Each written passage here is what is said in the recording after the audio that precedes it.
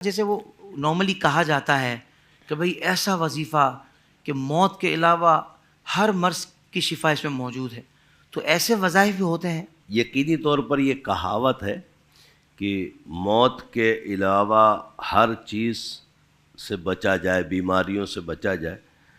سبب بنتے ہیں موت کے بھی، کسی کو بیماری سے آتی ہے، کوئی ایکسیڈنٹ سے آ جاتی ہے، کسی کو فلاں مرض سے آ جاتی ہے. تو یہ اسباب ہوتے ہیں دنیاوی، اور دنیاوی اسباب ہی ہمیں جینے کے لیے چاہیے ہوتے ہیں. الحمدللہ عز وجل جہاں موت کے لیے دنیا کے اسباب بنتے ہیں، وہیں ہمیں زندگی کو طویل کرنے کے لیے رب کی رحمتوں سے ہمیں اس کے اسباب چاہیے ہوتے ہیں. اب مثال کے طور پہ آپ صاحب نے فرمایا کہ موت کے علاوہ ہر مرض کی شفا کے لیے وظیفہ. یقینی طور پر قرآن مجید فرقان حمید مکمل شفا ہے. مولا علی رضی اللہ تعالیٰ عنہ راوی ہیں، آپ فرماتے ہیں کہ میرے آقا صلی اللہ علیہ وسلم نے ارشاد فرمایا قرآن بیماریوں کے لیے دوا ہے. جیسے طبیب دوا دیتا ہے، اس طرح قرآن مجید فرقان حمید مولا علی کے قول کے مطابق آقا صلی اللہ علیہ وسلم نے ارشاد فرمایا کہ مکمل طور پر دوا ہے. اب دوائی ڈھونڈے کیسے؟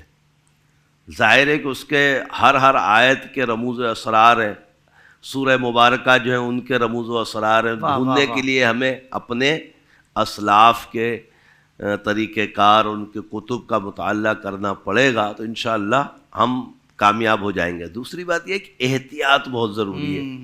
اب ایک شخص بخار میں ہے یا کسی مرض میں مبتلا ہے، اس کے اپوزٹ ہی وہ ساری چیزیں کر رہا ہے. مطلب اس کو بچنا چاہیے نا، کہ بخار میں ہے تو تھوڑا اپنے آپ کو دوائی سے مستفید بھی کرے اور ایسی چیزوں سے بچے جس سے بخار نہ ہو. ٹھنڈا پانی نہ پیے، مشروبات نہ پیے. اب کوئی شخص بخار میں پلس نزلہ بھی ہے، پلس اس کا سینہ بھی جام ہے، اور وہ ٹھنڈے مشروبات بھی پی رہا ہے، اور ہر وہ چیز کر رہا ہے جس سے اس کو مزید تقویت ملے.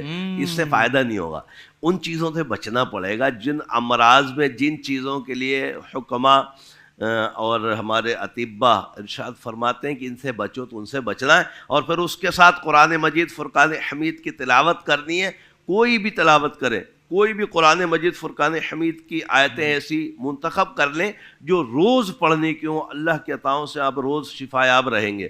مثال کے طور پر میرا ایک اپنا معمول ہے الحمدللہ عز وجل کہ میں روزانہ کوشش کرتا ہوں کہ چاروں قلوں کو 3 مرتبہ پڑھوں، اور پانی پہ دم کر کے پیوں. وقت کی قید نہیں. جب اب ظاہر ہے میرے جیسے آدمی کو ہر وقت تو پتہ نہیں چلتا ہے کہ کب میں فارغ ہو جاؤں گا، مگر میں یہ ایک عمل 24 گھنٹے میں 1 مرتبہ کرتا ہوں الحمدللہ. اور دوسری چیز یہ کہ یا شافی الامراض، یا شافی الامراض، صبح فجر کی نماز کے بعد طلوع آفتاب سے پہلے اگر 41 مرتبہ پڑھ لیا جائے تو انشاءاللہ تعالیٰ کبھی امید ہے کہ ہم اس دن کے تمام امراض سے بچ جائیں گے. جب اس دن بچ جائیں گے تو آئندہ دن پڑھیں گے تو پھر اگلے دن بھی بچ جائیں گے. پھر اس طرح بچتے بچتے الحمدللہ عز وجل پھر وہیں پہنچ جائیں گے کہ آج موت کا دن ہے اور آج کوئی وظیفہ یا دوا کام نہیں آئے گی. اللہ تعالیٰ ہمیں عمل کی توفیق مرحمت فرمائے. آمین آمین آمین. اس طرح کے اور بھی روحانی وظائف حاصل کرنے کے لیے ابھی ہمارا یوٹیوب چینل IDS روحانی علاج وزٹ کیجئے، سبسکرائب کیجئے اور نوٹیفیکیشن بیل آئیکن کو پریس کیجئے.